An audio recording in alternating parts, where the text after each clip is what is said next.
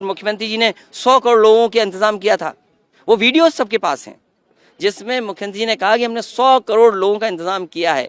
अगर 100 करोड़ का इतना इंतजाम था और आपने संगम नोज पे केवल 16,000 मोबाइल आइडेंटिफाई कर पाए नेटवर्क से, तो आपके डिजिटल कुंभ कैसा है जहाँ सीसीटीवी थी, ड्रोन्स थे। आपने ड्रोन शो किया था। आप तो कह रहे थे कि हर चीज़ को हम मैप कर लेंगे, हम सेक्टर पे मैपिंग करेंगे, हम मोबाइल से और इन सब से चीज़ों से नेटवर्क जाने करेंगे। अब कह रहे हैं साजिश षड्यंत्र है। जैसे अधिकारी जो साजिश और षड्यंत्र कान में बोल रहे हैं, इनको टर्मिनेट कर देना चाहिए भारत सरकार को। तो आखिरकार इतने संख्या में जो लोग मरे वो कहाँ गए? क्या तो ये तो सरकार ही बताएगी। देखिए, आप सब जानते हैं भगदड़ जो हुई है उसका समय सरकार को पता है। रात में हुई, कोई 12 बजे बता रहा है, कोई 1 बजे बता रहा है, और सबके पास रिकॉर्डिंग है मोबाइल्स पर।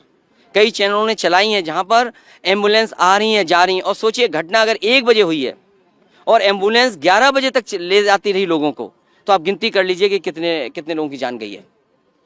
और ये तो एक जगह की है, ये संगम नोज की बात है। झोसी में जो हुआ है, लोग उस रात, अगला दिन और शाम तक खड़े रहे। कुछ बैठ पाए, बैठे रहे, रात भर खड़े रहे। सब सड़कें जाम थी। यही आपका मॉडर्न इंफ्रास्ट्रक्चर है, यही वर्ल्ड क्लास इंफ्रास्ट्रक्चर बना रहे हो आप, कि आप शहर में आ गए तो जा नहीं सकते, और अगर आप चले गए और फिर जाना चाहोगे तो दोबारा नहीं आ सकते। लाखों लाख लोग बाबा के दर्शन नहीं कर पाए, लाखों लाख लोग महाकृपालु भगवान श्री रामचंद्र जी के दर्शन नहीं कर पाए, और तमाम लोग वो लोग हैं जो बिना स्नान के चले गए। तो इसकी जिम्मेदारी किसकी है? और मिल्कीपुर चुनाव को लेकर देखिए, मिल्कीपुर चुनाव में कोई नई बेईमानी करेगी बीजेपी। मिल्कीपुर की जनता मिलकर के जिताना चाहती है। भारतीय जनता पार्टी हर बार कोई नया तरीका बेईमानी का निकालते हैं।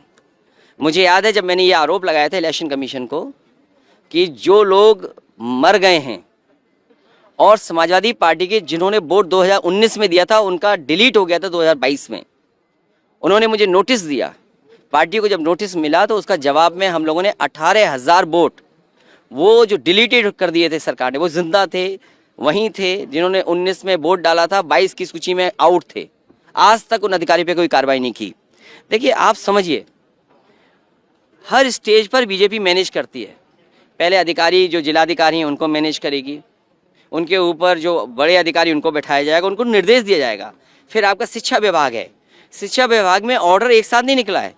और मैं तो आपसे कहूँगा, सब सच्चे चैनल हैं यहाँ पर, ये सब सच्चाई दिखाते हैं। कम से कम वो निकालिए सच्चाई जो एक साथ सूची जाती थी प्रिसाइडिंग ऑफिसर्स की। इस बार उन्होंने कहा कि पूरी जानकारी ना हो जाए, क्योंकि मैं ग्राफ बना करके जारी कर देता था, तो एक एक को ऑर्डर दिया है। तो प्रिसाइडिंग ऑफिसर्स किनको बनाया गया है, शिक्षा विभाग के जो अधिकारी हैं वो क्या निर्देश दे रहे हैं टीचर्स को। और सुनने में आया कि बीएलओ को निर्देश है कि किसी समाजवादी पार्टी का जहां वोट है वहां पर्ची ना पहुंचाई जाए। ये शिकायत हम लोगों ने डीएम और अधिकारियों से भी किया, ऑब्जर्वर से भी किया है। और अब तो ये जानकारी आ रही है कि जो मरे हुए लोग हैं, जो जिंदा ही नहीं हैं, उनकी बीएलओ ने पहले पर्ची बीजेपी के घर पहुंचा दी है। डिजिटल महाकुंभ में सीसीटीवी लगाए गए, और सुनने में ये आ रहा है कि जो कैमरा या उसके पीछे जो टेक्नोलॉजी थी वो एआई बेस्ड टेक्नोलॉजी थी। तो अगर हम उस पर भी सवाल नहीं पूछें तो सरकार को तो पता होगा। फिर एक दिन सरकार ये कहती है कि उन्होंने नेटवर्क के माध्यम से संगम नोज पे ये जानकारी की है कि उस समय पर 16,000 मोबाइल उस समय नेटवर्क में थे। तो ये आंकड़े जो बताए जा रहे हैं, अगर आंकड़े आप पर ये आ रहे हैं तो लाशों के आंकड़े क्यों नहीं दे रही सरकार?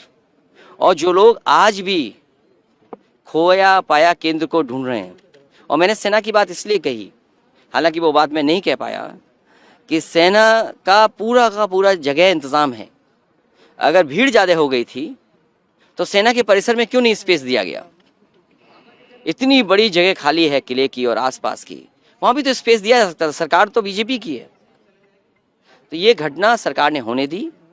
अब जानकारी नहीं देना चाहते हैं, और जो कोई थोड़ा बहुत जानकारी देगा उस पर एफआईआर हो जाएगी। और जो स्वीटनर दिए गए हैं कुछ लोगों को, उनके स्वीटनर रुक जाएंगे।